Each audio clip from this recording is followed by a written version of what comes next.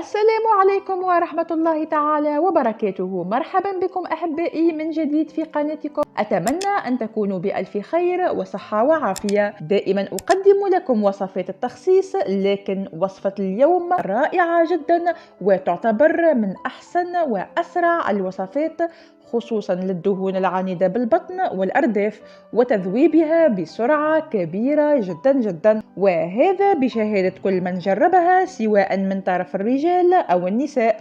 وكذلك مكوناتها بسيطة جدا ومتوفرة في كل البيوت.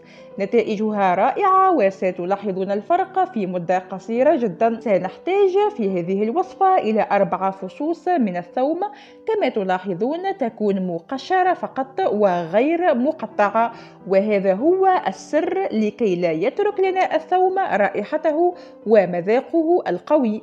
سنحتاج أيضا إلى نصف ليمونة، نقوم بتقطيعها إلى شرائح بعد غسلها طبعا.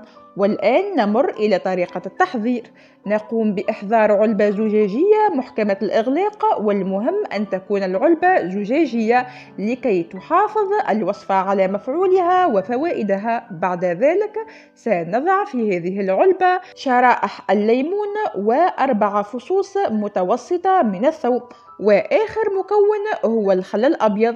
يمكنكم استعمال خل التفاح إذا كان متوفر لديكم، لأن مفعوله قوي في حرق الدهون الزائدة، كما يعمل على تنظيم الوزن والتحكم في السمنة المفرطة. سنضيف الخل حتى يتغطى لنا الليمون والثوم جيدا، وبعد ذلك نقوم بغلق العلبة ونتركها في الثلاجة لمدة أسبوع على الأقل، وبعدها سيكون الخليط حاضر للاستخدام. نتركه حتى ينقع لنا الليمون جيدا مع الثوم في الخل ويترك فوائده. بعد ذلك نأخذ كوب من الماء المغلي ونضيف إليه تقريبا ملعقتين صغيرتين من الخل. والآن نمر إلى طريقة الاستعمال. من الأحسن أن نقوم بتناول هذا الكوب على الريق قبل وجبة الفطور بنصف ساعة على معدة فارغة للحصول على نتائج سريعة جدا.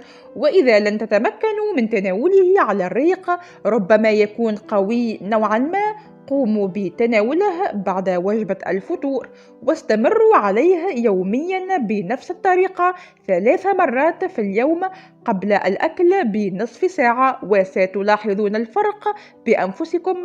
بطن مسطح في أسبوع فقط. أما إذا كنتم تريدون إنقاص وزنكم بالكامل فستحتاجون للمزيد من الوقت، ومع المداومة ستحصلون على النتائج المرجوة. لن أحدد لكم المدة، لكن كل شخص على حسب حجم بطنه وكم من كيلو يريد إنقاص وزنه. أتمنى أن تكون هذه الوصفة قد نالت إعجابكم، فإذا أعجبتكم لا تنسوا الضغط على زر الإعجاب. وإذا كنتم تزورون القناة لأول مرة فأهلا وسهلا بكم. يمكنكم الانضمام إلينا بالاشتراك في القناة وتفعيل الجرس ليصلكم كل جديد. أشكركم على المتابعة، وإلى اللقاء في فيديو قادم إن شاء الله.